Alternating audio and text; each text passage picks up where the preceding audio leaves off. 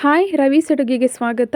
ಇವತ್ತು ಟೊಮೊಟೊ ರಸಮ್ನ ಮಾಡ್ತಾಯಿದ್ದೀನಿ. ಬನ್ನಿ ಮಾಡೋದು ಹೇಗೆ ಅಂತ ನೋಡೋಣ. ಸ್ಟವ್ ಮೇಲೆ ಪಾತ್ರೆ ಇಟ್ಕೊಂಡು ಟೊಮೊಟೊ ಮತ್ತು ನೀರನ್ನ ಹಾಕಿ ಬೇಯಕ್ಕೆ ಇಟ್ಕೊಂಡಿದ್ದೀನಿ. ಟೊಮೊಟೊ ಬೇಯೋ ಅಷ್ಟರಲ್ಲಿ ಒಂದು ಪಾತ್ರೆಗೆ 1 ಸ್ಪೂನ್ ಜೀರಿಗೆ, ಒಂದು 10 ಕಾಳು ಮೆಣಸನ್ನು ಹಾಕಿ ಫ್ರೈ ಮಾಡಿ ಮಿಕ್ಸಿ ಜಾರ್ಗೆ ಹಾಕಿ ಅದನ್ನು ನುಣ್ಣಗೆ ಪೌಡ್ರ್ ಮಾಡ್ಕೊಳ್ಳೋಣ. ಟೊಮೊಟೊ ನೋಡಿ ಬೆಂದಿದೆ. ಇವಾಗ ತಟ್ಟೆಗೆ ಹಾಕಿ ಅದನ್ನು ಆರಕ್ಕೆ ಇಟ್ಟಿದ್ದೀನಿ. ಇವಾಗ ಅದನ್ನು ಮಿಕ್ಸಿ ಜಾರ್ಗೆ ಹಾಕಿ 1 ಸ್ಪೂನ್ ಚಿಲ್ಲಿ ಪೌಡ್ರನ್ನ ಹಾಕಿ ನುಣ್ಣಗೆ ಪೇಸ್ಟ್ ಮಾಡ್ಕೊಳ್ಳೋಣ. ಅದನ್ನು ನೋಡಿ ಇಷ್ಟು ರುಬ್ಬಿದ್ರೆ ಸಾಕು.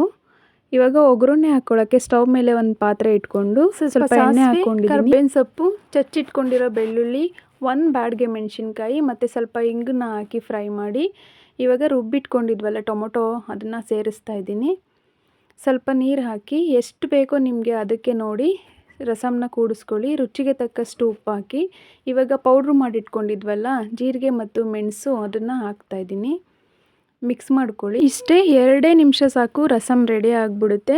ಇವಾಗ ಲಾಸ್ಟಲ್ಲಿ ಇದಕ್ಕೆ ಸ್ವಲ್ಪ ಬೆಲ್ಲ ಮತ್ತು ಕೊತ್ತಂಬರಿ ಸೊಪ್ಪನ್ನ ಹಾಕಿ ಒಂದು 5 ನಿಮಿಷ ಕುದಿಸ್ಕೊಳ್ಳೋಣ. ರಸಮ್ ರೆಡಿ ಆಯಿತು. ಈ ವಿಡಿಯೋ ನಿಮಗೆ ಇಷ್ಟ ಆಗಿದರೆ ಲೈಕ್ ಮಾಡಿ, ಶೇರ್ ಮಾಡಿ, ಸಬ್ಸ್ಕ್ರೈಬ್ ಮಾಡಿ.